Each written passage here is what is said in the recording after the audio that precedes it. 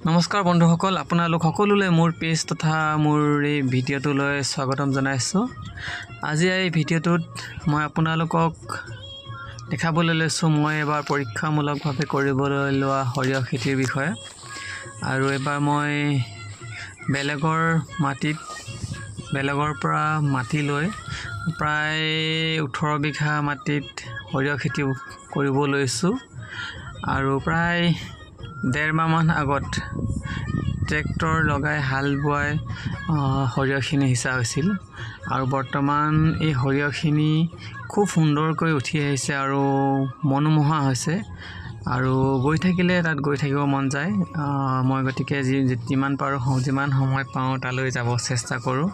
চাওকচোন কিমান ধুনীয়াকৈ সৰিয়হখিনি একদম চালে চকুৰা হৈছে আৰু খুব সুন্দৰকৈ ডাঙৰ হৈ আহিছে।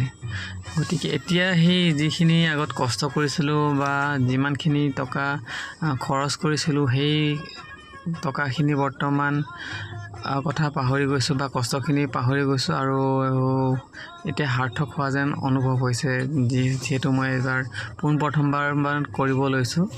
যদি এবাৰ লাভজনক বুলি ভাৱ হয় তেতিয়াহ'লে নিশ্চয় অহাবাৰকৈ আৰু বহলভাৱে সৰিয়হ খেতিখিনি কৰিবলৈ মই চেষ্টা কৰিম বুলি ভাবিছোঁ। কাৰণ এইবিলাক এটা হৈছে আপোনালোকৰ অতিৰিক্ত উপাৰ্জন, অতিৰিক্ত মানে এটা ছাইড যিটো আমি কওঁ ছাইড বিজনেছ বা ছাইড ইনকাম হয়। গতিকে আমি যদি সকলোৰে এইটো সুবিধা থাকে তেতিয়াহ'লে আপোনালোকে কৰি চাব পাৰে। মোৰ কিন্তু এই সৰিয়হ খেতিটো বৰ্তমান খুব লাভজনক যেন অনুভৱ হৈছে, নাজানো। আৰু হয়তো যেতিয়া সেই সৰিয়হখিনি উঠাব হ'ব তেতিয়াহে প্ৰকৃত গম পোৱা যাব মোৰ কিমান লাভ বা লোকচান হৈছে। কিন্তু যি কি নহওক বৰ্তমান সৰিয়হডৰা যিহেতু খুব দেখনীয়াৰ হৈছে আৰু ধুনীয়াকৈ উঠি আহিছে, গতিকে মোৰ বৰ্তমান সেই যিখিনি খৰচ বা সেই কষ্ট হৈছিল সেইখিনি মই পাহৰি গৈছোঁ আৰু খুবেই এতিয়া মনটো আনন্দৰে মোৰ ভৰি পৰিছে। চাওকচোন কিমান ধুনীয়া হৈছে নহয়নে বাৰু?